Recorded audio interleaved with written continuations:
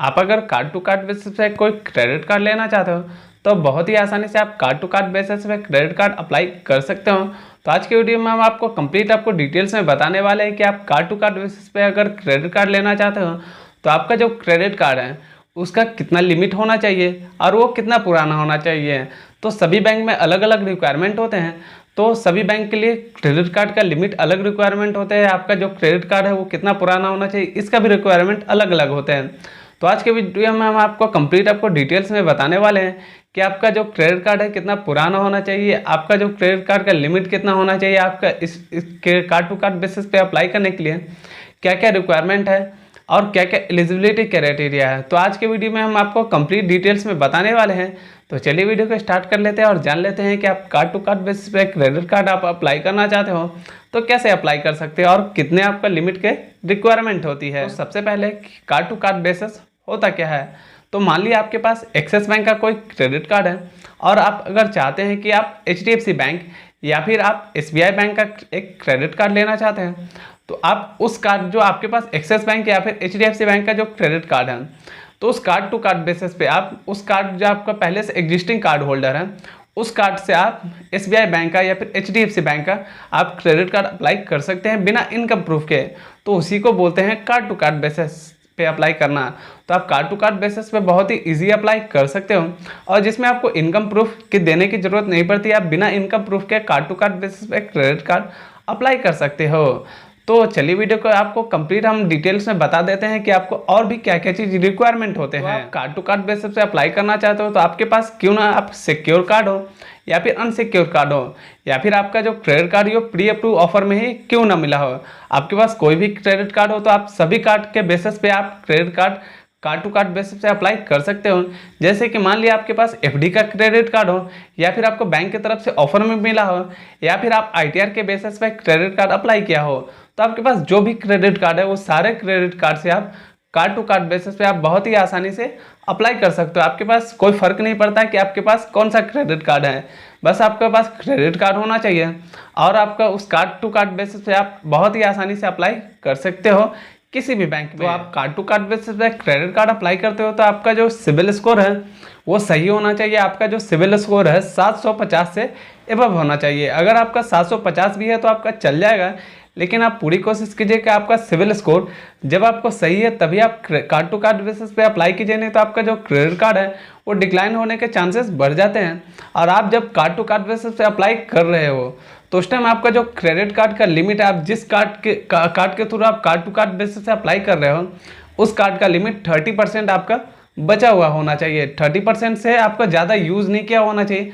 30% आपका कम से कम आपका लिमिट बचा हुआ होना चाहिए। आप 70% तक यूज़ कर सकते हैं आपका जो क्रेडिट कार्ड है, लेकिन आप जो आपका जो अभी जो मतलब करंट में आप जब क्रेडिट कार्ड अप्लाई कर रहे हो तो उस टाइम आपका जो लिमिट है वो 30% आपका बचा हुआ होना चाहिए।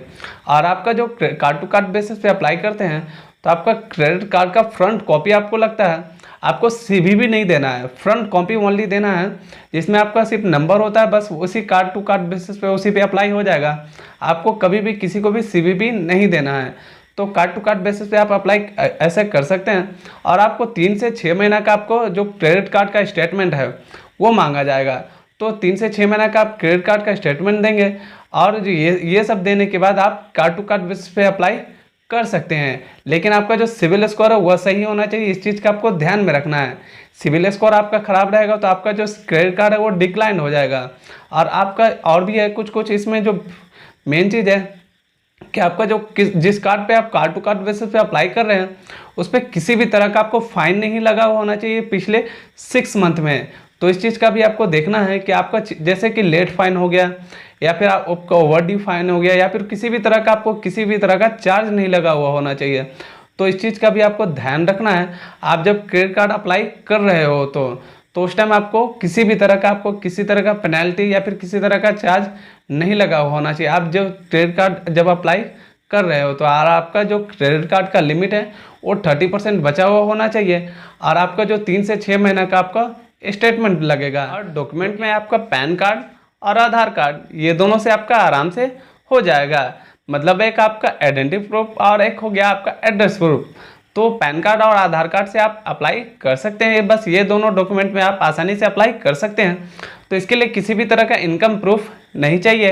कार्ड टू कार्ड बेसिस पे आप बिना इनकम प्रूफ के ही कार्ड टू कार्ड बेसिस पे अप्लाई कर सकते हो। अगर आप ICICI बैंक का क्रेडिट कार्ड लेना चाहते हो तो ICICI बैंक का क्रेडिट कार्ड अप्लाई करने के लिए आपका जो क्रेडिट कार्ड का लिमिट है वो 60,000 रुपया होना चाहिए और आपका जो क्रेडिट कार्ड है वो 1 साल पुराना होना चाहिए। तो 1 साल पुराना आपका क्रेडिट कार्ड है और आपका जो क्रेडिट कार्ड का लिमिट है वो 60,000 रुपया है, तो आप ICICI बैंक का क्रेडिट कार्ड अप्लाई कर सकते हो। और अगर आप HDFC बैंक का क्रेडिट कार्ड अप्लाई करना चाहते हो तो HDFC बैंक का आप क्रेडिट कार्ड अप्लाई करना चाहते हो तो ये जो है ये पुराना न्यूज़ है। तो हो सकता है कि पहले अभी जो क्रेडिट कार्ड फिर से HDFC बैंक का चालू हो तो उस टाइम हो सकता है कि कुछ चेंजेस आ जाए, लेकिन पहले का जो है तो वो मैं बता देना चाहता हूँ। तो पहले आप HDFC बैंक का क्रेडिट कार्ड अप्लाई करना चाहते हो तो आपका जो 50,000 रुपये का क्रेडिट कार्ड का लिमिट होना चाहिए था और आपका जो क्रेडिट कार्ड है वो 1 साल पुराना होना चाहिए। तो आप ऐसे में अप्लाई कर सकते हो। अगर आप इंडसइंड बैंक का क्रेडिट कार्ड लेना चाहते हो तो इंडसइंड बैंक का क्रेडिट कार्ड लेने के लिए आपका जो क्रेडिट कार्ड का लिमिट है वो 75,000 रुपया होना चाहिए और आपका जो क्रेडिट कार्ड है वो 1 साल पुराना होना चाहिए। और अगर आप SBI का क्रेडिट कार्ड लेना चाहते हो तो आपका जो क्रेडिट कार्ड का लिमिट है वो 40,000 रुपया होना चाहिए और जो आपका क्रेडिट कार्ड है वो 6 महीना पुराना होना चाहिए, मतलब 6 बिल जनरेट हो गया होना चाहिए। तो आप क्रेडिट कार्ड अप्लाई करने के लिए एलिजिबल हो। और आप RBL बैंक का अगर क्रेडिट कार्ड लेना चाहते हो तो आपका जो क्रेडिट कार्ड का लिमिट है वो 20,000 रुपया होना चाहिए। आपका 20,000 रुपया अगर आपका क्रेडिट कार्ड का लिमिट है तो आप RBL बैंक का क्रेडिट कार्ड अप्लाई कर सकते हो और आपका जो क्रेडिट कार्ड है वो 6 महीना पुराना होना चाहिए। तो आपका इतने महीने पुराना है तो आप आराम से क्रेडिट कार्ड अप्लाई कर सकते हो RBL बैंक का और HDFC बैंक का और ICICI बैंक का और इंडसइंड बैंक का। तो ये सारे बैंक का आप क्रेडिट कार्ड बहुत ही इजीली अप्लाई कर सकते हो। तो आप यही सोच रहे होंगे कि मैं 1 साल और 6 महीने क्यों बोल रहा हूँ। तो 1 साल और 6 महीने बोलने का यही कारण है कि आप 3 महीने आपका जो क्रेडिट कार्ड का है वो 3 महीने पुराना या फिर 6 महीने पुराना है तो भी आप क्रेडिट कार्ड अप्लाई करने के लिए कार्ड टू कार्ड बेसिस पे आप अप्लाई कर सकते हो। लेकिन आपका सबसे हायर चांसेस होता है कि आपका जो क्रेडिट कार्ड है वो डिक्लाइन हो जाए। तो इसलिए मैंने जो बोला है आप उतने टाइम पे अगर आप क्रेडिट कार्ड अप्लाई करते हो तो आपका हायर चांसेस बन जाता है कि आपका क्रेडिट कार्ड अप्रूव हो जाएगा, क्योंकि आपका जो जितना शॉर्ट टाइम अगर आपका जो एज ऑफ क्रेडिट है वो अगर कम रहेगा तो आपका जो क्रेडिट कार्ड है वो आपका सिविल कितना जनरेट होगा, आपका सिविल जो है वो कितना इंप्रूव होगा। तो इसलिए आपका जो क्रेडिट कार्ड है वो 1 साल पुराना रहेगा तो आपके लिए ही फ़ायदा है। अगर आपके जो क्रेडिट कार्ड है वो इतना ज़्यादा पुराना रहेगा उतना आपको बढ़िया लिमिट मिलेगा और आपको जो क्रेडिट कार्ड आप अप्लाई करते हो कार्ड टू कार्ड बेसिस पे तो बहुत ही आपको आसानी से आपको अप्लाई कर सकते हो। आपका जो क्रेडिट कार्ड अप्रूव होने का चांसेस भी बढ़ जाएगा। तो आप बहुत सारे एजेंट से अगर आप अप्लाई करवाते हो तो वो लोग तो बोल देंगे कि 3 महीना में ही अप्लाई कर सकते हैं, 6 महीना में ही अप्लाई कर सकते हैं।